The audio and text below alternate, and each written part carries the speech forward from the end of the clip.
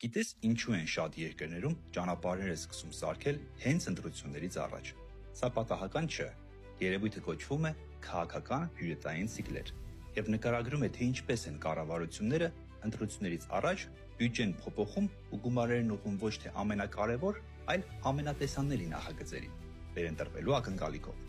Մարդը չի կարող հիշել քաղաքական ուժերի ծրագրերը, բայց շատ լավ հիշում է փոսը, որը այլևս չկա։ Կառուցես մանկապարտեզ, բոլորի համար չէ։ Սուբսիդիա տաս միայն որոշ բիզնեսներինն է, իսկ ճանապարհներից օգտվում են բոլորը, ու հնարավոր չէ լավ ճանապարհը չնկատել։ Հնդկաստանում հետազոտողները ուսումնասիրեցին 150,000 գյուղական ճանապարհ։